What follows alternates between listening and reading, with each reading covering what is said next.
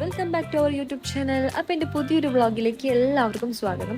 അപ്പോൾ ഞങ്ങളിന്ന് രാത്രി ഒരു 10 മണിയായി കാണും നമ്മൾ മൂകാംബികയിലേക്ക് പോവുകയാണ്. കൊല്ലൂർ മൂകാംബിക ക്ഷേത്രത്തിൽ ഞാൻ ഇതുവരെ പോയിട്ടില്ല ഗൈസ്, അതുകൊണ്ടാണ് വ്ളോഗ് ചെയ്തത്. എൻ്റെ ഒരു ഡ്രീം ആയിരുന്നു, കാരണം ഓർമ്മ വെച്ച നാളിലൊന്നും എനിക്ക് പോയതായിട്ടൊരു ഓർമ്മയില്ല. അപ്പോൾ ഞാൻ ഒരു കാര്യം കേട്ടിട്ടുണ്ട്, എല്ലാ അമ്പലങ്ങളിലുള്ള പോലെ അവിടെ നമുക്ക് വേഗം പോയിട്ട് തൊഴാൻ വേണ്ടി പറ്റില്ല. കാരണം എന്ന് വെച്ചാൽ നമുക്ക് അവിടുത്തെ വിളിയും വേണം, അതായത് ദേവിക്കും കൂടി തോന്നണം നമ്മൾ അവിടെ ദേവീനെ വന്ന് പ്രാർത്ഥിക്കാൻ കേട്ടോ. അപ്പോൾ ഞാനത് കേട്ടിട്ടുണ്ട്. അപ്പോൾ ഒരുപാട് നാളായി ഞാൻ ആഗ്രഹിക്കുന്നു. ഇതുവരെ എനിക്ക് മുടക്കല്ലാണ്ട് ശരിയായ രീതിയിൽ എനിക്കൊരു അനുകൂലമായ സാഹചര്യം വന്നിട്ടില്ല.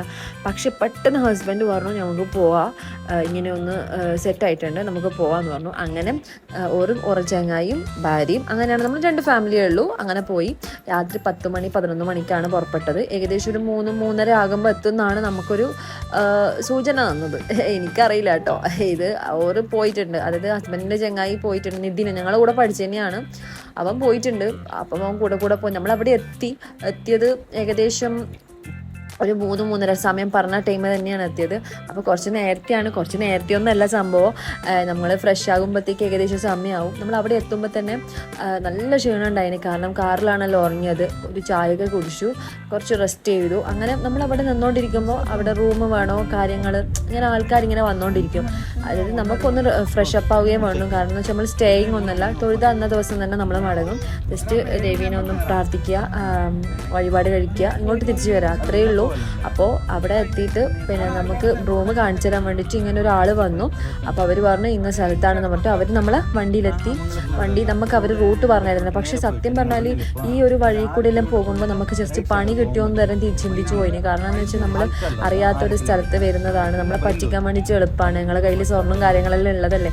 അപ്പോൾ അങ്ങനെ ഒരു ചെറിയ പേടി പേടിച്ചു. പക്ഷേ ഈ ഒരു എന്താ പറയുക, പുലർച്ചെ ടൈമല്ലേ, നമുക്കറിയാത്ത ഒരാൾ, അന്യഭാഷ സംസാരിക്കുന്ന ഒരാളായിരുന്നു. അപ്പോൾ ഓക്കെ, ഒരു സ്പെല്ലിംഗ് മിസ്റ്റേക്ക് തോന്നി. പിന്നെ ഓക്കെ ആയി, കാരണം വെളിച്ചമൊക്കെ വരാൻ തുടങ്ങി. കാട്ടിൻ്റെ സൈഡിൽ കൂടിയാണ് പോയത്. പക്ഷെ നമ്മൾ അതായത് ഫ്രഷപ്പ് ആകാൻ വെച്ച റൂമിൻ്റെ സൈഡിൽ തന്നെയാണ് അമ്പലം. അപ്പോൾ നമുക്ക് നല്ല രീതിയിൽ നമ്മൾ ഫ്രഷപ്പൊക്കെ ആയി കുളിച്ച് മാറ്റി വന്നു. ഞാൻ പിന്നെ സാരിയൊന്നും എടുത്തിട്ടില്ല, പെട്ടെന്ന് പറഞ്ഞ പോക്കായത് കൊണ്ട് തന്നെ നമ്മൾ വേഗത്തിൽ തന്നെ പോവുമായിരുന്നു. സാരിക്ക് മുണ്ടും ഒരു ഷർട്ടും, ഹസ്ബൻഡും അങ്ങനെ തന്നെയാണ് ഇട്ടത്. പിന്നെ അവിടെ നമ്മൾ പോകുന്ന റൂട്ടിൽ തന്നെ പിന്നെ മാലയും മുല്ലപ്പൂ ഒക്കെ ഉണ്ടായിരുന്നു. അതായത് ദേവിക്ക് ചേർത്താൻ വേണ്ടിയിട്ട് പൂമാലകളും മറ്റും. എനിക്ക് ഒരു വഴിപാട് ഈ ഒരു അമ്പലത്തിൻ്റെ ഒന്നും അറിയില്ല കേട്ടോ. ഒരുപാട് അമ്പലത്തിലൊക്കെ പോയിട്ടുണ്ട്, പക്ഷെ ഞാൻ ആദ്യമായിട്ടാണ് വരുന്നത്. എൻ്റെ ഓർമ്മ വെച്ച നാളിൽ ഞാൻ പോയിട്ടില്ല എന്നാണ് എൻ്റെ ഓർമ്മ. അപ്പോൾ മുല്ലപ്പൂ ഒക്കെ വെച്ചു, പിന്നെ ദേവിക്ക് പൂമാല വാങ്ങിച്ചു. അങ്ങനെ നമ്മൾ പുറപ്പെട്ടു. അപ്പോൾ നമ്മൾ വിചാരിച്ചു ഏകദേശം ഒരു 3-3:30 എത്തിയിട്ടില്ല. നമ്മൾ നേരത്തെയാണ് ഇപ്പോൾ പോകുന്നു വേണ്ട. പക്ഷെ നമ്മൾ അവിടെ എത്തുമ്പോൾ തന്നെ ഭയങ്കര ആളായിരുന്നു ഗൈസ്. നമ്മൾ വിചാരിച്ചതിനും കാട്ടി ഓവറായിട്ട് ആള് വന്നു കഴിഞ്ഞു. കാരണം എന്ന് വെച്ചാൽ നമ്മൾ വിചാരിച്ച പോലെയൊന്നും അല്ല അവിടെ ഉണ്ടായത്. കാരണം ആ സമയം ആൾക്കാർ പിന്നെ കൂടിക്കൂടിയായിരുന്നു. പക്ഷെ ഇതിനേക്കാൾ ആളുണ്ടാകുമെന്നായിരുന്നു പ്രതീക്ഷിച്ചത്. ഇന്ന് കുറച്ച് തിരക്കൊഴിഞ്ഞ ആ ഒരു ദിവസമായിരുന്നു. പിന്നെ ഒന്നാമത് വെള്ളിയാഴ്ച ആ ടൈം ആയിരുന്നു, വെള്ളിയാഴ്ച തന്നെയായിരുന്നു. പിന്നെ തിരക്കില്ലാത്ത ഒരു ദിവസമായിരുന്നു. നല്ല ദർശനം കിട്ടാൻ വേണ്ടിയിട്ട് സഹായിച്ചത് നമ്മളെ. അപ്പോൾ ഞാൻ നല്ല സന്തോഷത്തിലാണ്. കാരണം എന്ന് വെച്ചാൽ ഞാൻ ഈ ഒരു അമ്പലത്തിൽ വരാൻ വേണ്ടിയിട്ട് ഒരുപാട് കൊതിച്ചതാണ്.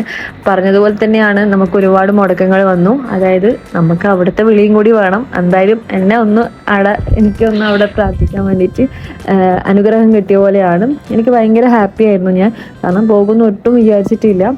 പിന്നെന്ന് പറഞ്ഞാൽ ഈ അമ്പലം വലിയൊരു സ്ട്രിക്റ്റ് ആയിട്ടൊന്നും എനിക്ക് തോന്നിയിട്ടില്ല, കാരണം ഫോണെല്ലാം അലൗഡ് ആയിരുന്നു. ഉള്ളു വരെ അലൗഡാണ്. ഞാൻ നല്ല രീതിയിൽ ക്യാപ്ചർ ചെയ്തെന്നാണ് എൻ്റെ ഒരു വിശ്വാസം.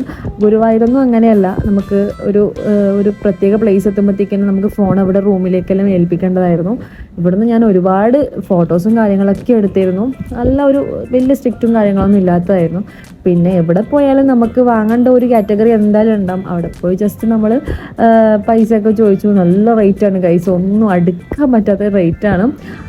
പിന്നെ നമുക്കൊരു വീടൊക്കെ ആയിട്ട് വാങ്ങാന്നുള്ള രീതിയിൽ നമ്മൾ അവിടെ സ്കിപ്പ് ചെയ്തു. കാരണം ഇത് എന്താ പറയുക, പൂജ റൂമിലും കാര്യങ്ങളിലും വെക്കുന്ന സാധനങ്ങളുണ്ട്.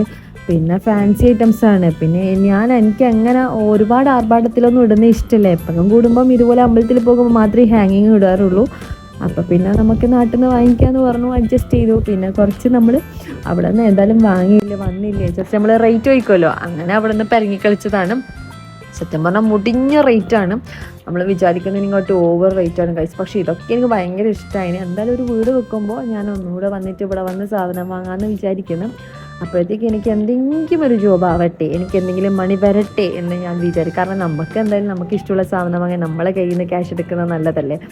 അങ്ങനെ അപ്പോൾ അങ്ങനെ നമ്മൾ ദർശനമൊക്കെ ചെയ്ത് നല്ല ഹാപ്പിയായി നമ്മൾ പുറപ്പെട്ടു. നമ്മൾ പുറപ്പെടുമ്പോൾ തന്നെ ഒരു 5-6 മണിയായി, നേരം വെളുത്തു ഗൈസ്. അപ്പോൾ നമ്മൾ വീട്ടിലേക്ക് പുറപ്പെടാനായി. കാരണം എന്ന് വെച്ചാൽ ഞാൻ പറഞ്ഞില്ലേ, നമ്മൾ അവിടെ സ്റ്റേയിങ് ഒന്നുമില്ല, നമുക്ക് ജസ്റ്റ് ഒന്ന് തൊഴുതിട്ട് വരാമെന്നുള്ള ഒരു ലക്ഷ്യം മാത്രമേ ഉള്ളൂ. ജസ്റ്റ് ഒരു വഴിപാട് കഴിച്ചു. അങ്ങനെ ഗൈസ് നമ്മൾ റിട്ടേൺ ആയി.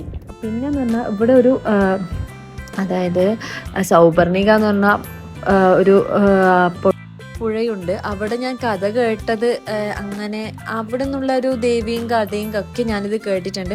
കാരണം ഈ മൂകാംബികയിൽ പോകുന്നതിന് മുന്നേ ദേവിയുടെ എല്ലാ കഥകളും വഴിപാടും കാര്യങ്ങളൊക്കെ പഠിച്ചൊരു ഡയറിയിൽ കുറിച്ചിട്ടിട്ടാണ് ഞാൻ ഒരു 2-3 വർഷമായി ഞാൻ വെയിറ്റ് ചെയ്യുന്നത്.